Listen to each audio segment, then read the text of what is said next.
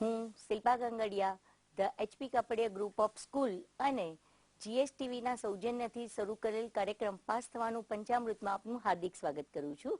આજે હવે આપણે જે આ બીજો એપિસોડ છે એમાં સેક્શન ડી ના જે પ્રશ્નો છે એની આજે આપણે ચર્ચા કરવાની છે. મેં તમને અગાઉના એપિસોડની અંદર સેક્શન એ, બી અને સી ના જે પ્રશ્નો છે એ કેવી રીતે લખવા, કેવા પ્રશ્નો વારંવાર પૂછાય છે એની આપણે ચર્ચા કરી હતી. હવે આપણે જે બીએ ની અંદર જે વધારે લખવાનું તમારે જેમાં છે મુદ્દાસર અને સવિસ્તાર પ્રશ્નો છે એ સેક્શન ડી અને ઈ છે. એમાં મોટાભાગે કયા પ્રકારના પ્રશ્નો પૂછાય છે એ લખતી વખતે કઈ કઈ બાબતો ધ્યાનમાં રાખવાની છે એ તમને સમજાવું છું. અને અમુક ટેકનિક કેવી છે કે કેવી રીતે તમે યાદ રાખી શકો એની હવે આપણે ચર્ચા કરીએ છીએ. હવે એક વસ્તુ વિદ્યાર્થી મિત્રો તમને સમજાવું કે તમે જ્યારે પણ વાણિજ્ય વ્યવસ્થાનું પેપર લખતા હોય ને તમને ગમે તેટલું કન્ટેન્ટ ખબર હોય પણ તમારે પેપર લખતી વખતે કેટલીક બાબતો ધ્યાનમાં રાખવી જ પડે તો જ તમારું જે લખાણ છે એ સારું બની શકે, પ્રેઝન્ટેશન યોગ્ય બને. તો સૌથી પહેલા તો હું તમને જે મહત્વની બાબતો છે કે જ્યારે તમે બોર્ડનું પેપર લખવા બેઠા હોય ત્યારે કઈ બાબતો ધ્યાનમાં રાખવાની છે એની આપણે પહેલા તો ચર્ચા કરીએ.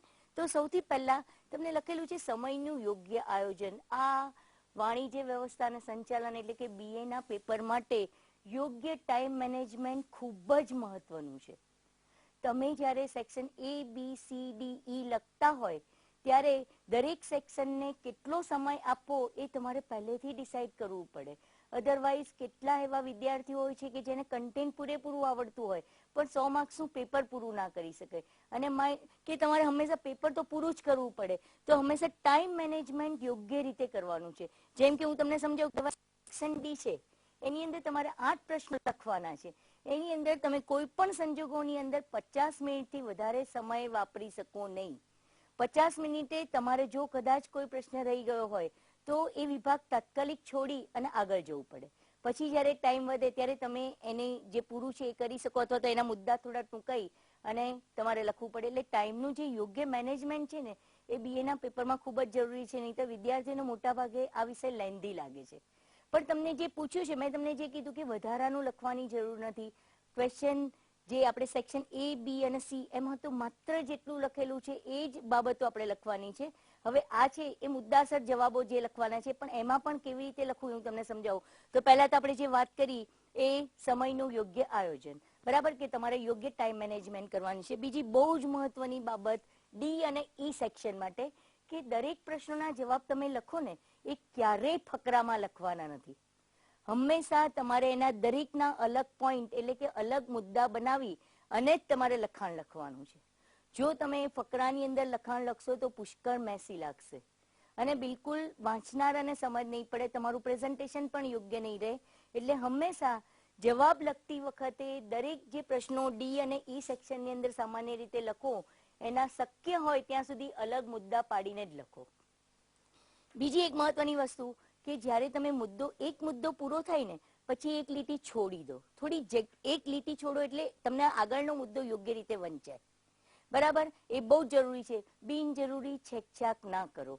આ બધા જે પ્રશ્નો છે એની અંદર પુષ્કળ ડિટેલ હોય. તમે જ્યારે લખતા હોય ત્યારે તમારી મૌલિકતાને પણ ધ્યાનમાં લેવામાં આવે છે. જ્યારે અમે બોર્ડના પ્રશ્નપત્રો ચેક કરતા હોઈએ છીએ ત્યારે મેઇન વસ્તુ કે બરાબર તમે હેડ પોઈન્ટ બરાબર લખો પણ તમે જે અંદરના જે કન્ટેન્ટ લખો છો એ તમે યોગ્ય રીતે સમજી અને એનો અર્થ ના બદલાય એ રીતે મૌલિકતાથી રજૂ કરી શકો છો, બરાબર. એની પછી 5મી મહત્વની વસ્તુ કે વધારાના પ્રશ્નો કે મુદ્દા લખવાનું ટાળો. હું તમને આની અંદર સમજાવું છું કે દાખલા તરીકે આમાં અમુક જે પ્રશ્ન આવશે કે તમને આની અંદર આપ્યું હોય કે ભાઈ એનું સ્વરૂપ સમજાવો. સ્વરૂપના લક્ષણો દરેકની અંદર તમે બીએ ની અંદર જુઓ છો કે દરેક પાઠની અંદર દરેક ટોપિકના લક્ષણો આપેલા હોય, મહત્વ આપેલું હોય. તો તમને આની અંદર 3 માર્ક્સના પ્રશ્નોની અંદર એવું ક્લેરિફાઈ કરેલું હશે કે ગમે તે 3 મુદ્દા જણાવો, ઘણી મહત્વના 5 મુદ્દા જણાવો. જો એવું ક્લેરિફાઈ કર્યું હોય તો વધારાના મુદ્દા લખવાની જરૂર નથી, બરાબર. એટલે વધારાના મુદ્દા લખવાનું ટાળવાનું છે અને તમારું પ્રેઝન્ટેશન ખૂબ જ સુંદર હોવું જોઈએ. પ્રેઝન્ટેશનના કોઈ જગ્યાએ અલગ માર્ક ના હોય પણ એક અલગ ઇફેક્ટ ઊભી કરે કે ક્યાંય પણ ચેકચાક વગરનું લખાણ, મુદ્દાસર રજૂઆત, દરેક મુદ્દો એટલે તમે લખી દો પછી યોગ્ય જગ્યા તમે છોડો એ રીતે તમારે પેપર લખવાનું છે, બરાબર. તો સિમ્પલી આ જે બાબત છે એ તમારે હંમેશા જ્યારે ડી અને ઈ સેક્શન લખતા હોય ત્યારે ખાસ ધ્યાન રાખવાની છે, દરેક વસ્તુ એ મુદ્દાસર લખવાની છે, ફકરામાં રજૂઆત કરવાની નથી. દરેક મુદ્દાને તમારે અલગ પોઇન્ટેડ કરી અને એના પછી તમારે એના વિશે જે 2-4 લીટી લખવાની હોય એ લખી અને પછી એક લીટી છોડીને આગળ જવાનું છે, બરાબર. તો આ ખાલી મેં તમને જનરલ ટિપ્સ આપી કે ભાઈ આ રીતનું તમારે લખાણ લખવાનું છે 3 અને 5 માર્ક્સના પ્રશ્નોની અંદર. હવે આપણે વિભાગ ડી ની અંદર તમને હમણાં મેં પ્રશ્નપત્રનું પરિરૂપ સમજાવ્યું હતું ત્યારે કીધું હતું કે આ જે વિભાગ છે ને એની અંદર કુલ 12 પ્રશ્નો આપેલા હશે. એ 12 પ્રશ્નોમાંથી તમારે કોઈ પણ 8 જ પ્રશ્નો લખવાના છે, બરાબર. અને દરેકનું જે ગુણભાર છે એ 3 માર્ક્સનો છે, એટલે 24 માર્ક્સનો આખો જે ટોપિક છે એ તમારે પૂરો કરવાનો છે 50 મિનિટની અંદર મેક્સિમમ, બરાબર. હવે આ પ્રશ્નોની અંદર કેવી રીતે લખી શકાય, આપણે આ બધા જ પ્રશ્નો એવા છે કે મેં તમને હમણાં જ વાત કરી કે વારંવાર જે બોર્ડના પ્રશ્નપત્રો છે, જે પ્રતિષ્ઠિત સ્કૂલો છે એના પ્રશ્નપત્રોમાં કે એમાં તમે જોઈ શકો કે વારંવાર આ પ્રશ્નો ઘણી બધી વખત પૂછાય છે, ખૂબ જ મહત્વના છે. તો આ પ્રશ્નો લખતી વખતે તમારે કઈ બાબત ધ્યાનમાં રાખવાની છે, એમાં કયા કન્ટેન્ટ આવવા જોઈએ એ હું તમને સમજાવું છું. હવે દાખલા તરીકે પહેલો જ તમને આપેલું છે કે ભાઈ સંચાલનની વિવિધ સપાટીઓના નામ આપીને આકૃતિ દોરો.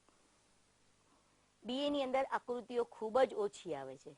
આખા પાઠ્યપુસ્તકની અંદર હાર્ડલી 3 કે 4 આકૃતિ હશે, એટલે તમને બધાને આ વસ્તુ ખબર જ છે કે સંચાલનની 3 સપાટી, હમણાં આપણે સી સેક્શનની અંદર એની વાત કરેલી કે મુખ્યત્વે 3 સપાટી છે. એનું જે ત્રિકોણ આકારની આકૃતિ છે, ઉચ્ચ સપાટી, મધ્ય સપાટી અને નિમ્ન સપાટી અથવા તો તળ સપાટી, એમાં કોનો કોનો સમાવેશ થાય એ ખાલી ટ્રાયેંગલમાં તમારે માત્ર આકૃતિ દોરવાની છે, કોઈ ડિસ્ક્રિપ્શન કરવાનું નથી, બરાબર. તો આકૃતિની અંદર તમને બહુ સિમ્પલ વસ્તુ છે ખબર પડે.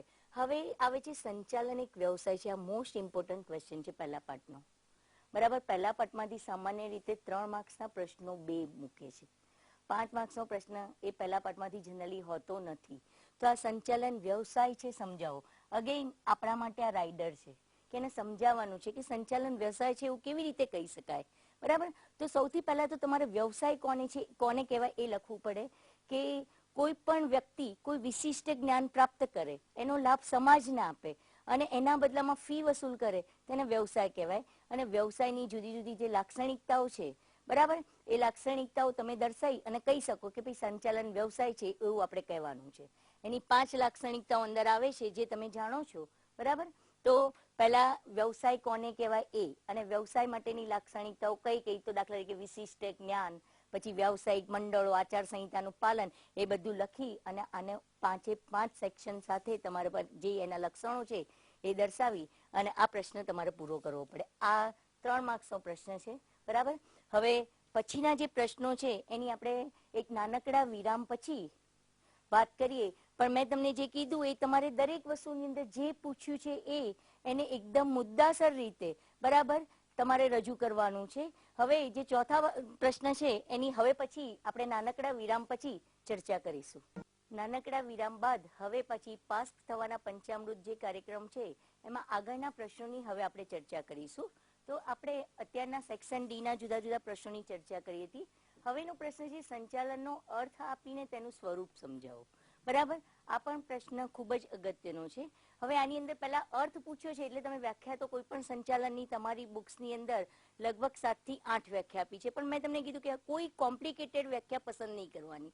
સૌથી ઈઝી જે વ્યાખ્યા હોય એ આપણે પહેલા તેનો અર્થ કરીને લખી દેવાની કે ભાઈ અન્ય વ્યક્તિ પાસેથી કામ લેવાની કળા એને સામાન્ય રીતે સંચાલન કહેવામાં આવે છે, બરાબર. હવેની વસ્તુ બહુ મહત્વની છે કે એનું સ્વરૂપ સમજાવો. સ્વરૂપનો અર્થ થાય લક્ષણો.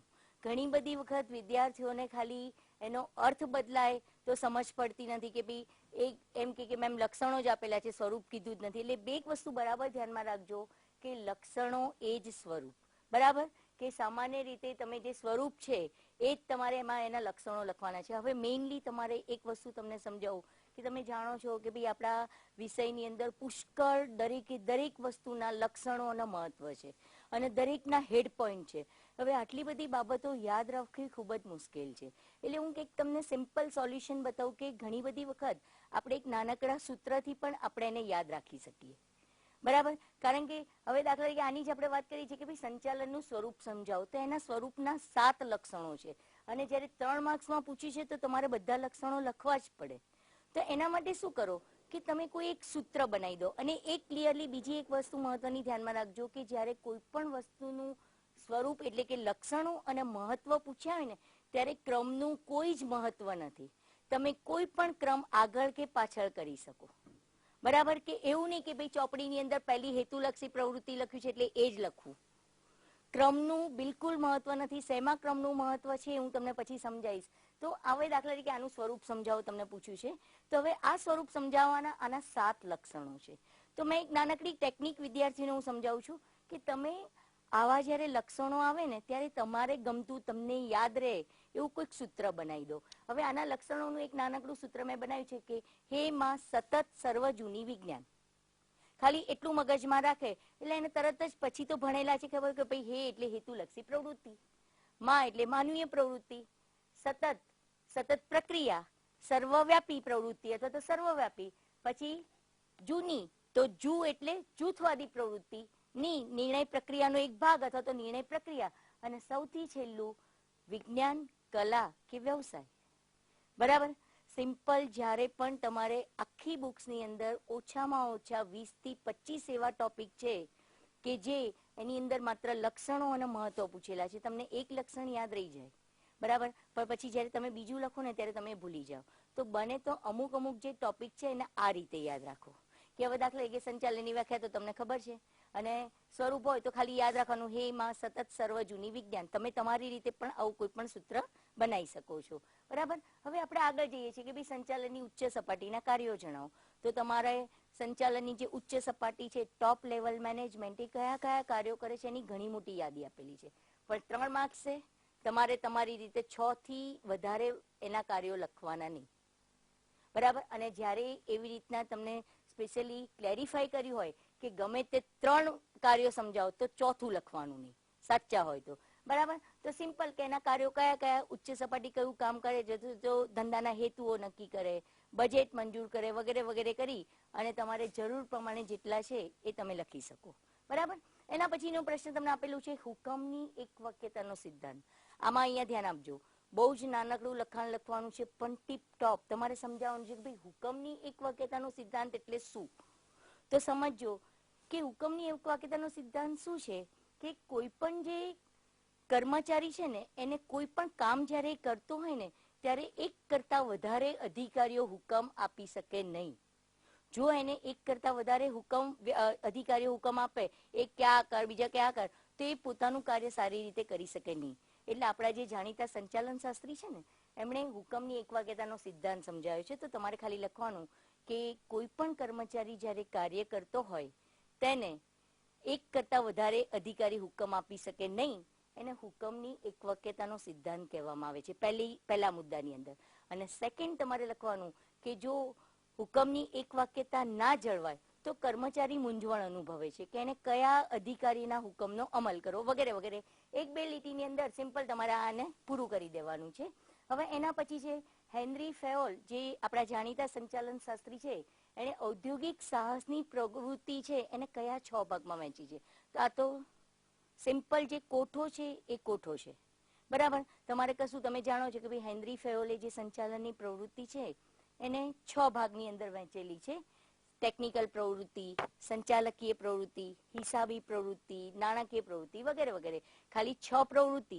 અને દાખલા તરીકે ટેકનિકલમાં કઈ પ્રવૃત્તિનો સમાવેશ થાય તમને સામે એની અંદર આપેલું છે. ખાલી એક કોઠો જ યાદ રાખવાનો છે. બીજું વધારાનું આપણે કોઈ પણ લખાણ આની અંદર લખવાનું નથી. એના પછી આવ્યું હમણાં જ આપણે જે વાત કરી હતી કે ભાઈ આની અંદર જુઓ. હવે પેલામાં હતું ખાનગીકરણ કે વૈશ્વિકીકરણની અસરો જણાવો. અસરો ધેટ મીન્સ કે તમારે બંને લખવી પડે, હકારાત્મક અને નકારાત્મક. પણ આની અંદર તમને ક્લેરિફાઈ કરેલું છે કે ખાનગીકરણની હકારાત્મક અસરો જણાવો. જો આવું તમને આપેલું હોય ને તો તમારે માર્ક્સ જોવાના. અસરો તમારી બુક્સની અંદર તમને 7 થી 8 આપેલી છે પણ તમને 3 જ સારી આવડે છે. 3 માર્ક્સ શું છે? સિમ્પલી 3 અસરો લખી દેવાના કે ભાઈ જયારે ખાનગીકરણ કરીએ પ્રાઇવેટાઇઝેશન તો એની કઈ કઈ અસરો પડે. તો ગુણવત્તા સુધરે.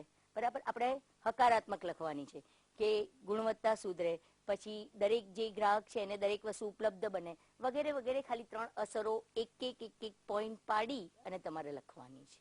બરાબર? હવે એના પછી કાર્યાનુસાર વ્યવસ્થા તંત્રની આકૃતિ દોરો. આકૃતિ ધેટ મીન્સ તમારે કોઈ બીજી વસ્તુ કરવાની નથી. ખાલી જે આપણો ચોથો પાઠ છે એની અંદર કાર્યાનુસાર વ્યવસ્થા તંત્રની આકૃતિ તમને આખી આપેલી છે, એના ખાલી નામ નિર્દેશ કરી અને તમારે એનું પૂરું કરી દેવાનું છે. બરાબર. હવેનો પ્રશ્ન બહુ જ મહત્વનો છે કે એની અંદર આ શબ્દ મહત્વનો છે કે અંકુશની પ્રક્રિયાના તબક્કા જણાવો. મેં તમને હમણાં જ્યારે લક્ષણોની વાત કરી, સ્વરૂપ કે લક્ષણો મહત્વ, ત્યારે મેં તમને કીધું હતું કે ક્રમનું કોઈ જ મહત્વ નથી. ચોપડીની અંદર 10 મુદ્દા લખ્યા હોય, તમે ગમે તે મુદ્દો પહેલા લખો કે પછી લખો, કોઈ ફરક ના પડે. પણ એક વસ્તુ સમજો, ક્યાંય પણ પ્રક્રિયા આવી, પ્રોસિજર આવી, ત્યારે હંમેશા ચેતી જજો. કારણ કે પ્રક્રિયાની અંદર તમે ક્રમને આગળ પાછળ કોઈ પણ સંજોગોમાં કરી શકો નહીં, નહીતર એનો આખો અર્થ બદલાઈ જાય. આ પ્રોસિજર છે. બરાબર. તો અંકુશની જે પ્રક્રિયા છે ને, એના તમને 5 તબક્કાઓ ચોપડીની અંદર દર્શાવેલા છે. કે દાખલા તરીકે સૌથી પહેલા તમને એની અંદર આપ્યું છે ધોરણોની સ્થાપના. બરાબર. અને સૌથી છેલ્લું આપેલું છે સુધારાલક્ષી પગલા. હવે તમે પહેલું તમે 5 સ્ટેપ બરાબર લખો, પણ પહેલું સુધારાલક્ષી પગલા લો અને પછી પાછળથી લખો ધોરણોની સ્થાપના, તો એની અંદર ના ચાલે. આ પ્રક્રિયા છે. માઇન્ડ વેલ કે એની અંદર જે તમારા ટોપિકની અંદર જે મુદ્દા, જે ક્રમનું મહત્વ છે, ટૂંકમાં સમજજો. બરાબર. તો આની અંદર મેં તમને જે મહત્વની બાબત છે એ સમજાય કે કોઈ પણ વખત જ્યારે તમને પ્રક્રિયા શબ્દ આવે ત્યારે તમારે આ બાબતો ખૂબ જ ધ્યાનમાં રાખવાની છે. ક્રમનું ખૂબ જ મહત્વ છે. લક્ષણો અને જે મહત્વ અથવા તો ઉપયોગિતા જ્યારે દર્શાવતા હોઈએ ત્યારે આપણે ક્રમનું કોઈ જ મહત્વ છે નહીં. તો હવે પછી નાનકડા વિરામ બાદ હવે આપણે બીજા જે પ્રશ્નો છે એની ચર્ચા ફરી. નાનકડા વિરામ બાદ હવે પછી ફરીથી આપણે સેક્શન ડી ના જે જુદા જુદા પ્રશ્નો છે એની ચર્ચા શરૂ કરીએ. બરાબર. અત્યાર સુધી આપણે જે અંકુશની પ્રક્રિયાના તબક્કા છે એની મેં તમને વાત કરી કે ભાઈ પ્રક્રિયાની અંદર કોઈ પણ સંજોગોમાં ક્રમ બદલાવો જોઈએ નહીં. હવે આગળની પ્રશ્નની આપણે વાત કરી કે રૈખિક વ્યવસ્થા તંત્ર વિશે નોંધ લખો. આ નોંધ છે. તો આને દરેકે દરેક આની જે બાબતો છે ને એ તમારે અલગ અલગ મુદ્દાની અંદર દર્શાવવી પડે. દાખલા તરીકે હું તમને સિમ્પલી સમજાવું કે ભાઈ સૌથી પહેલું કે ભાઈ રૈખિક વ્યવસ્થા તંત્રને બીજા કયા નામે ઓળખવામાં આવે છે. તો આ જે રૈખિક વ્યવસ્થા તંત્ર છે ને એને લશ્કરી વ્યવસ્થા તંત્ર તરીકે પણ ઓળખવામાં આવે છે. કેમ? કારણ કે મેક્સિમમ જે લશ્કર છે એમાં આ વ્યવસ્થા તંત્ર, આ જે ઓર્ગેનાઇઝિંગ છે એનો ઉપયોગ કરવામાં આવે છે. તો પહેલું તમે લખી શકો કે ભાઈ રૈખિક વ્યવસ્થા તંત્રને લશ્કરી વ્યવસ્થા તંત્ર તરીકે ઓળખવામાં આવે છે. બીજી મહત્વની વસ્તુ કે રૈખિક વ્યવસ્થા તંત્ર એ સૌથી જૂનો પ્રકાર છે. બરાબર. ત્રીજા નંબરે તમે એની વ્યાખ્યા લખી શકો કે ભાઈ રૈખિક વ્યવસ્થા તંત્ર એટલે શું. તો સિમ્પલ કે કોઈ પણ ધંધાકીય એકમમાં સત્તા અને જવાબદારીની સોંપણી ઉપરથી નીચેની તરફ થતી હોય એવા વ્યવસ્થા તંત્રને રૈખિક વ્યવસ્થા તંત્ર કહેવામાં આવે છે. બરાબર. 3-4 લીટી લખ્યા પછી એનો ચાર્ટ તમને આપેલો છે કે કોઈ પણ ઓર્ગેનાઇઝેશનની અંદર રૈખિક વ્યવસ્થા તંત્ર એટલે શું. તો સિમ્પલ આપણે જે સમજીએ કે ભાઈ સૌથી ઉપર સીઈઓ અથવા તો મેનેજિંગ ડિરેક્ટર હોય, એના પછી જુદા જુદા વિભાગના અધિકારીઓ આવે, સૌથી નીચે બધા કર્મચારીઓ, જોબર, ફોરમેન, સુપરવાઇઝર જે આવે એ બધાને જે આખો ચાર્ટ છે તમને દર્શાવેલો છે એ પ્રમાણે તમારે એની અંદર નોંધ લખવાની છે. સ્પેશિયલી મેં તમને હમણાં જ કીધું કે ખૂબ જ ઓછી આકૃતિઓ છે, એટલે જેમાં જ્યાં કોઈ ચાર્ટ આવતો હોય એનો ઉપયોગ આપણે કમ્પલસરી આની અંદર કરવાનો છે. હવેનો પ્રશ્ન છે સારા વેચાણકર્તાના લક્ષણો જણાવો. આ આપણે આ જે છે એ પ્રશ્ન આપણી મૌલિકતાથી પણ તમે લખી શકો કે સારો સેલ્સમેન કોને કહી શકાય. તો સારા સેલ્સમેનના અથવા તો સારા વેચાણકર્તાના લક્ષણો જણાવો. તો સ્પેશિયલી તમે તમારી રીતે લખી શકો કે ભાઈ સારો જે સેલ્સમેન છે એક તો પહેલા દેખાવે થોડો સ્માર્ટ, વાચાળ હોવો જોઈએ. બરાબર. બીજી મહત્વની વસ્તુ કે એ કોઈ પણ ગ્રાહકને એની વસ્તુ ખરીદવા માટે કન્વિન્સ કરી શકે એવી એની જે બોલવાની શૈલી છે એ એવી હોવી જોઈએ. ત્રીજી બહુ જ મહત્વની વસ્તુ એટલે આપણે જે જોઈએ કે એને જે પેદાશ વેચે છે એના વિશે સંપૂર્ણ જ્ઞાન હોવું જોઈએ. કોઈ પણ પ્રકારનું ટેકનિકલ જ્ઞાન કે જે બધું હોય એ દર્શાવ એમાં હોવું જોઈએ વગેરે વગેરે. પછી એક તો ચોથું કે જે સેલ્સમેન છે એ પ્રામાણિક હોવો જોઈએ. કોઈ પણ ધંધાની અંદર કર્મચારી જ્યારે કામ કરતો હોય ને ત્યારે એનામાં નૈતિકતા અને પ્રામાણિકતા આ ગુણો કમ્પલસરી હોવા જ જોઈએ.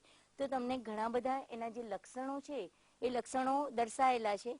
તમારે મેં તમને કીધું કે ભાઈ 3 માર્ક્સની છે એટલે આમાં નાના લક્ષણો છે એટલે મેક્સિમમ તમારે 6 લખવાના. અને લગભગ તો બોર્ડની અંદર લખેલું હોય કે ભાઈ 6 લક્ષણો જણાવો, 3 લક્ષણો જણાવો વગેરે વગેરે. હવે સત્તા સોંપણીના મૂળ તત્વો. તો સત્તા સોંપણીના જે મૂળ તત્વો છે બરાબર, તો એ તો આપણે આગળના પ્રશ્નની અંદર જોઈ ગયા કે ભાઈ 3 તત્વો, પણ મેં તમને શું કીધું હતું કે આની અંદર એવું ના હોય કે આ 1 માર્ક્સમાં પૂછાય, આ પ્રશ્ન 2 માર્ક્સમાં પૂછાય. 1 માર્ક્સમાં પૂછાય તો ખાલી તમારે 3 તત્વો જ લખવાના હતા: સત્તાની સોંપણી, જવાબદારીની સોંપણી અને ઉત્તરદાયિત્વનું સર્જન. પણ આ પ્રશ્ન 3 માર્ક્સમાં પૂછાય છે. 3 માર્ક્સમાં પૂછાય, સિમ્પલી બરાબર સમજજો. એટલે એના ત્રણેય તત્વો જે છે એની તમારે વ્યાખ્યા લખવી પડે. અને પ્લસ આનો એક ડાયાગ્રામ છે કે આ સત્તાની સોંપણીના જે 3 તત્વો છે ને એ ટીપોઈ જેવા છે કે ત્રણેયના પાયા એક સરખા હોવા જોઈએ. જો એક પણ પાયો ઊંચો કે નીચો હોય ને તો આ સત્તા સોંપણી સારી રીતે વર્ક કરી શકે નહીં. બરાબર? તો તમારે આ 3 તત્વો એની વ્યાખ્યા આપી ડાયાગ્રામ સાથે સમજાવવાના છે. બરાબર? નેક્સ્ટ છે ટ્રેઝરી બિલ વિશે સમજ આપો. તમને ચોપડીની અંદર ફકરાની અંદર આપેલું છે સિમ્પલી, પણ મેં તમને પહેલા જ કીધું કે કોઈ પણ પ્રશ્ન જ્યારે તમે 3 માર્ક્સનો અને 5 માર્ક્સનો લખતા હોય ત્યારે ફકરામાં લખવાનું નથી. ટ્રેઝરી બિલ કોને કહેવાય? સિમ્પલ વસ્તુ કે ટ્રેઝરી બિલને ટી બિલ તરીકે ઓળખાય છે. તમે જાણો છો ભારતમાં રિઝર્વ બેંક ઓફ ઇન્ડિયા છે ને એ આ ટી બિલ બહાર પાડે છે.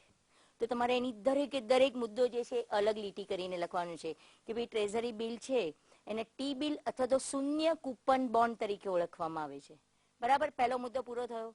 બીજી મહત્વની વસ્તુ, કોણ બહાર પાડે? આ બધા નાણાકીય સંચાલન એટલે જે બજાર છે ને એના સાધનો છે.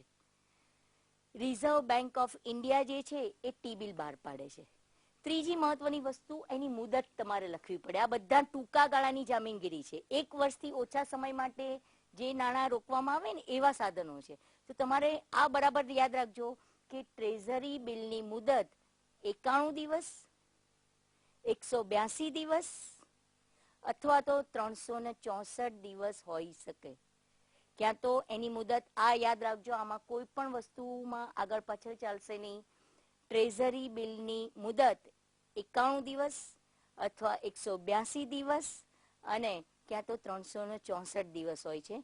અને બહુ જ મહત્વની છેલ્લી જે બાબત છે એ છે કે જ્યારે ટ્રેઝરી બિલ છે ને એ હંમેશા વટાવથી બહાર પાડવામાં આવે છે અને મૂળ કિંમતે પરત કરવામાં આવે છે.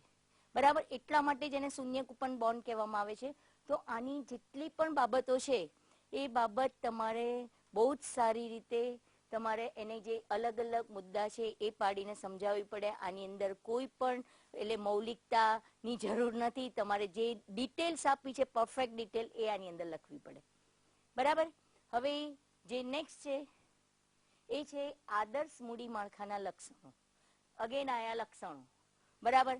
મૂડી માળખું કેવું હોવું જોઈએ આદર્શ રીતે? પહેલા તો મૂડી માળખું કોને કહેવાય તમે બધા જાણો છો. આદર્શ મૂડી માળખાના તમને તમારી જે બુક્સ છે એની અંદર લગભગ 11 થી 12 લક્ષણો આપેલા છે એક એક લીટીની અંદર. બરાબર? તમારે ઓછામાં ઓછા 6 જે લક્ષણો છે કે ભાઈ સરળતા, સમતુલા, નફાકારકતા, દરેકે દરેક લક્ષણ સમજાય. બરાબર? અને એના વિશે તમારે 1 કે 2 લીટીની અંદર એનું લખાણ લખવાનું છે એટલે એ તમારું પૂરું થઈ જાય છે. એના પછીનું નેક્સ્ટ છે બ્રાન્ડિંગની 6 લાક્ષણિકતાઓ જણાવો. જો મેં તમને કીધું ને કે મોટા ભાગે આવું ક્લેરિફાઈ કરેલું હશે. બ્રાન્ડિંગ કોને કહેવાય? બ્રાન્ડ કોને કહેવાય તમે જાણો છો કે કોઈ પણ જે ઉત્પાદક છે એ પોતાની પ્રોડક્ટ અથવા તો પોતાની પેદાશને અન્ય ઉત્પાદકની જે પેદાશ છે એનાથી અલગ પાડવા માટે એના ઉપર કોઈ પણ પ્રકારનું ચિહ્ન કે ચિત્ર કે કોઈ લોગો દર્શાવે એને બ્રાન્ડિંગ કહેવાય. અને એના લક્ષણો તમારે એમાંથી જ લખવાની છે કે ભાઈ એનાથી જે ઓળખ છે એ અલગ ઊભી થાય છે વગેરે વગેરે. બરાબર? કે આ બ્રાન્ડિંગની લાક્ષણિકતાની અંદર એટલે એનું સ્વરૂપ સમજાવવાનું છે કે ભાઈ એનાથી અલગ પેદાશ છે એ અલગ પડે છે અને એના સિવાય તમારું જે છે કે એના લોકો વધારે ખરીદવા માટે પ્રેરાય છે વગેરે. તો આની લાક્ષણિકતા સીધું છે. હવે પછી છે વેચાણ વૃદ્ધિની પ્રયુક્તિ. તો પ્રયુક્તિ કોઈ પણ જગ્યાએ વેચાણ વધારવા માટે કઈ ટેકનિક અપનાવી શકાય? ઘણી બધી ટેકનિકો આપેલી છે અને આપણને એની અંદર મેં તમને કીધું કે 6 કે 7 ટેકનિક તમે દર્શાવી શકો કે ભાઈ ડિસ્કાઉન્ટ આપીને, ઇનામી કૂપન આપીને વગેરે વગેરે જે ટેકનિક છે એ તમારે દર્શાવવાની છે. એ રીતે આ બધા પ્રકારના જે પ્રશ્નો છે. હવે જાહેરાતના કાર્યો ધેટ મીન્સ જાહેરાત કરવાથી શું ફાયદો થાય? તો જાહેરાત કરવાથી શું ફાયદો થાય એના તમને 7-8 બાબતો દર્શાવી દે. સિમ્પલી કે જે માંગ છે, પેદાશની માંગ એ વધે. બરાબર? એની ગુણવત્તા સુધરે વગેરે વગેરે. તો આ જે 3 માર્ક્સના જે પ્રશ્નો છે એ લગભગ આ પ્રકારના છે કે જેની અંદર ક્યાં તો મહત્વ દર્શાવવાનું હોય, ક્યાં તો એની અસરો દર્શાવવી હોય, ક્યાં તો વિધાનો સ્પષ્ટ કરવાના હોય.